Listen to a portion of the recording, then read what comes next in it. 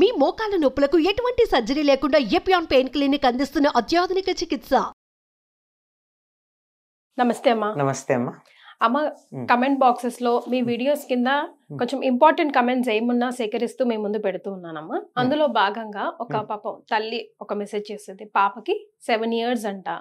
ముందుగానే చెస్ట్ కొంచెం బయటికి కనిపిస్తా ఉంది. అంటే ఈ మధ్య కాలంలో మనం చూస్తున్నాం కూడా, చాలా ప్రీమెచ్యూర్ అయిపోతున్నారు ఆడపిల్లలకు. తొందరగానే బాడీ పార్ట్స్ ఎదగడం కానీ, బయటికి కనిపించడం కానీ, అండ్ పీరియడ్స్ కూడా తొందరగా వచ్చి అసలు అదేంటో కూడా తెలియని టైంలో వాళ్ళకి వచ్చేసి స్టమక్ పెయిన్ కూడా విపరీతంగా వచ్చేసి ఇబ్బంది పడుతున్నారు. అసలు ఆ 4-5 రోజులు అయితే స్కూళ్ళకి కూడా వెళ్ళట్లేదు పిల్లలు. ఈ ఇబ్బందులు ఈ కాలంలో ఎందుకు వస్తున్నాయి అంటారు? దీనికి ఏమైనా పరిష్కార మార్గం ఉందంటారా? ఆ రోజుల్లో ఏం చేసేవారు?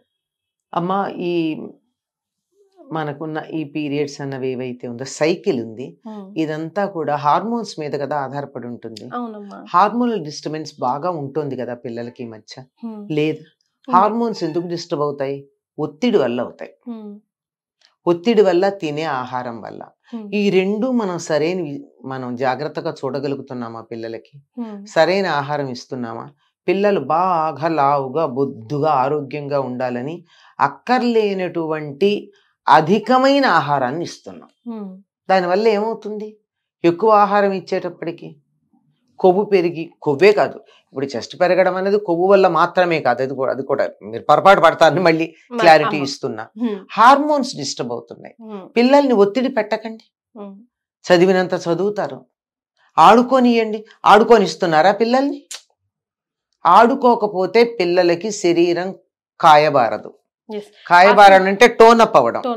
టోనప్ కాకుండా చబ్బీగా తయారవుతున్నారు. చబ్బీగా ఉండడం అన్నది ఆరోగ్యం కాదమ్మా.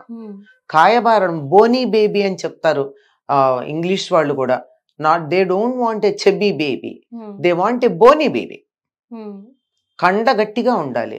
కండ ఇలా మెత్తగా దూదిలాగా ఉండి ఇలా ముట్టుకుంటే ఎముక తగిలేటంత మెత్తగా ఉన్న శరీరంలో బలం ఏముంటుంది? కండ గట్టి పడాలి, టోనప్ అవ్వాలి.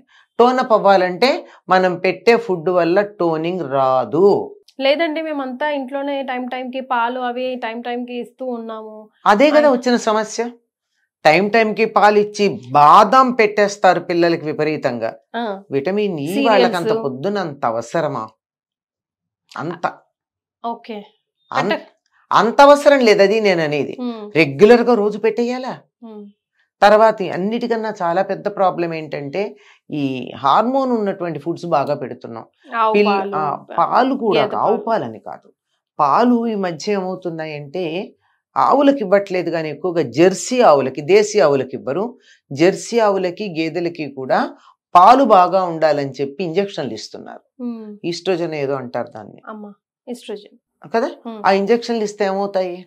ఫిమేల్ హార్మోన్స్ తొందరగా యాక్టివేట్ అవుతాయి. ఫిమేల్ హార్మోన్స్ యాక్టివేట్ అయ్యాయంటే ఏమవుతాయి? మగపిల్లలకు కూడా మీరు గమనించినట్టయితే 11-12 ఏళ్ళు వచ్చే పిల్లలకి చెస్ట్ వస్తుంది. అవునమ్మా. 25 ఏళ్ళు వచ్చిన గడ్డాలు, మీసాలు రావాల్సింది రావట్లేదు, అవసరమైన. ఎందుకు? ఈస్ట్రోజన్ క్వాంటిటీ ఎక్కువ అవడం. సో పైగా పాలు వద్దనేటప్పటికి సోయా పెడుతున్నారు.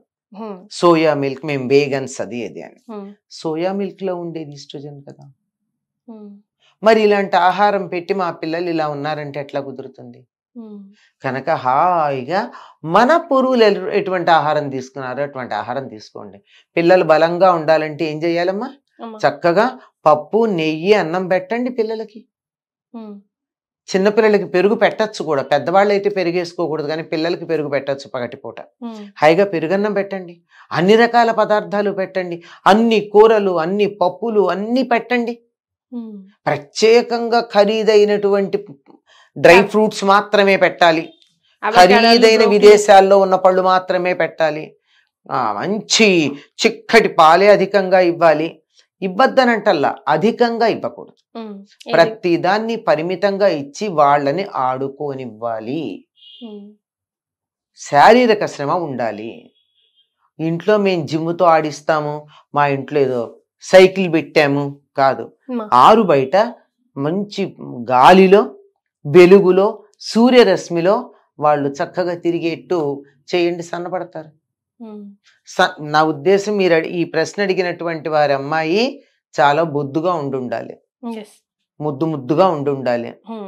బొద్దుగా లేకపోయినా కూడా అమ్మా, బాగా సన్నగా ఉన్నా కూడా ముందు రావమ్మా. మీకు గమనించి చూడండి, చాలా తక్కువ ఉంటాయి.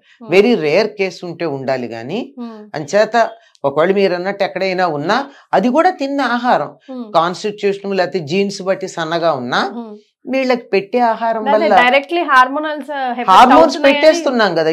You are giving hormones. మరి పిల్లలు హార్మోన్స్ ఇచ్చేస్తే వాటి పని అవి చేయట్లా. అంటే హార్మోన్స్ డెవలప్ అవ్వకుండా స్టాప్ చేయడానికి ఇంజెక్షన్స్ అవి ఎవరో, అది కూడా తప్పే కదమ్మా. అది ఎవరో ఒక బేబీ ఒక అమ్మాయి అలా ఎక్కువ కాలం చిన్న పిల్లల పోర్షన్లు వేయాలని చెప్పి అలాంటి ఇంజక్షన్లు ఇచ్చి ఆ అమ్మాయిని ఎక్కువగా ఉంటే తర్వాత అమ్మాయి పెద్ద అయ్యాక తల్లిదండ్రుల మీద రివోల్ట్ అయింది కదా. ఎందుకు సహజంగా ఉండేదాన్ని సహజంగా వెళ్ళనండి. ఈ హార్మోన్స్ ఉన్న ఫుడ్స్ తగ్గించండి. మీరు ఎలాంటి పాలిస్తున్నారో గమనించండి. Even non veg like egg కూడా, పాలు కూడా, ఇవన్నీ కూడా ఈస్ట్రోజన్ ఎక్కువ ఉన్న ఫుడ్ తగ్గించండి. ఏం పాలు ఇస్తున్నారో గమనించండి. సరైన పాలు కాదనిపిస్తే పాలు మానేయండి, నష్టమేం లేదు. పాలులోంచే కాల్షియం వస్తుంది అనుకోవద్దు. అదే అంటున్నా, అదే పొరపాటు.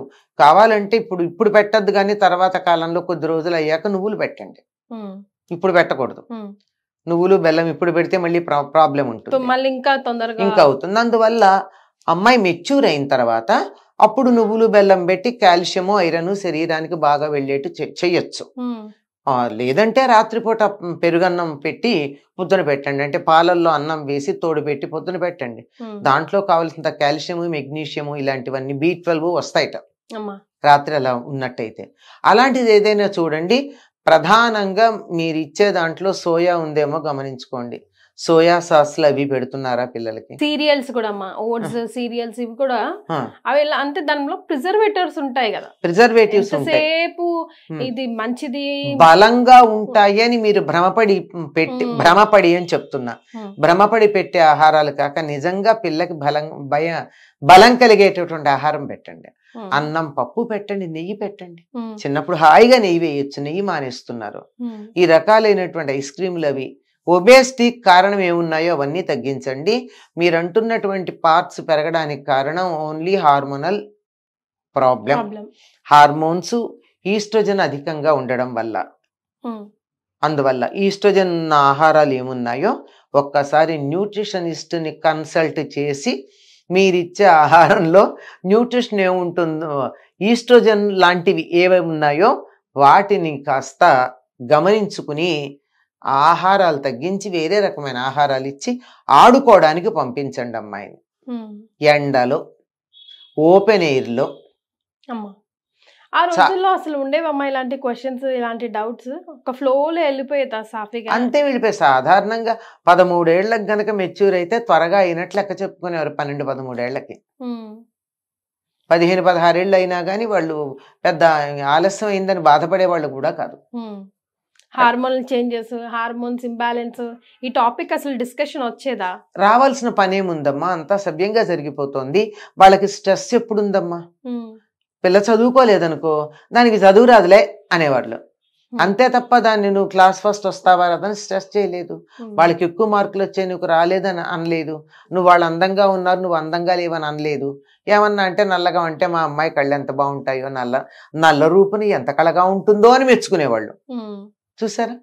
అంతే తప్ప ఏ రకమైనటువంటి మనిషిని మనిషిగా ట్రీట్ చేసి ప్రేమగా చూసుకునే వాళ్ళు గనక అసలు ఉండవు. హార్మోనల్ ఎఫెక్ట్స్ సవ్యంగా ఉండాలంటే దానికి ఎక్స్టర్నల్ ఏజెంట్గా మనం చెప్పుకునేది ఏమిటో తెలుసమ్మా? ప్రేమ.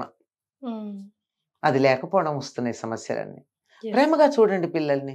ఏమి స్ట్రెస్ పెట్టకండి. చదివితే చదివింది, లేకపోతే లేదు. ఏమవుతుంది? చదువుకోకపోతే ఆర్టిస్ట్ అవుతుంది, ఆర్టిస్ట్ కాకపోతే మంచి గృహిణి అవుతుంది, లేకపోతే మనకు యాంకర్ అవుతుంది, మరొకటి అవుతారు. అందరూ సాఫ్ట్వేర్లును అయిపోయి అందరినీ హార్డ్వేర్లా బాధించక్కర్లేదు కదా వాళ్ళు. అంతే కదా. అమ్మాయిని అమ్మాయిలాగా హాయిగా డ్రెస్సింగ్స్ లో కూడా చేంజెస్ తీసుకురావాలంటారు కదమ్మా. డ్రెస్సింగ్ లో కూడా will that affect our hormones? మంచి బట్టలు వేసుకోవాలమ్మా, వదులుగా వేసుకోవాలి. చక్కగా వీలైనంత వరకు బాధించకుండా, శరీరానికి బాధ కలగకుండా వేసుకోవడమే చాలా మంచిది. వాళ్ళకి హాయిగా ఉండాలి, చూసే వాళ్ళకి సుఖంగా ఉండాలి. మరి థ్యాంక్ యూ సో మచ్ అమ్మా. ఆవిడ ప్రశ్నకి సమాధానం అందించాం మనం అని అనుకుంటున్నాం. అని అనుకున్నాం, కానీ డాక్టర్ దాకా వెళ్ళాలన్న ఆవిడ ఆలోచన అంత సరైంది కాదని నా వ్యక్తిగతమైన అభిప్రాయం. దాన్ని మీరు సీరియస్ గా తీసుకోనక్కర్లా, నా అభిప్రాయం మాత్రమే చెప్పాను. దట్స్ నాట్ ఫైనల్ అని చెప్పలేను. ఏదన్నా మరీ తీవ్రంగా ఉంటే వెళ్ళాలి తప్ప 10 సంవత్సరాలకి వరకు మెచ్యూర్ అయిందంటే అది పెద్ద నార్మల్ కింద లెక్క అవుతుంది ఈ మధ్య. బికాస్ ఆఫ్ ది అమ్మాయికి మెచ్యూర్ అవ్వలేదు కదా, రూపురేఖలోనే తేడా.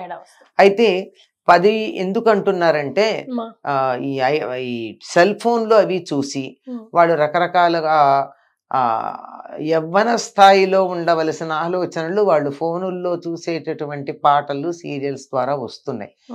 ఫోన్లోనే కాదు, ఇంట్లో కూడా అవే ఉండేవి. అవన్నీ చూసినప్పుడు డెఫినెట్లీ హార్మోన్స్ లో మార్పు వస్తుంది కదా. మరి దాని నుంచి దూరంగా పెట్టగలుగుతున్నామా? ఇంట్లో వాళ్ళని ఏం చేస్తున్నాం? 24 గంటలు అటువంటివి ఇంట్లో కాకపోతే బయట చూస్తున్నామా? వీటన్నిటి ప్రభావాలు ఉన్నాయి, ఒక్కటని చెప్పడానికి లేదు. 10 ఏళ్లకి గనక అమ్మాయి మెచ్యూర్ అయిందంటే పెద్దగా బాధపడక్కర్లా, కొంచెం ముందైందని అనుకోవాలి. మరి 7 ఏళ్లకైతే మాత్రం కొంచెం ఆలోచించాల్సి ఉంటుంది అంతే. Right, thank you so much అమ్మా. నమస్తే.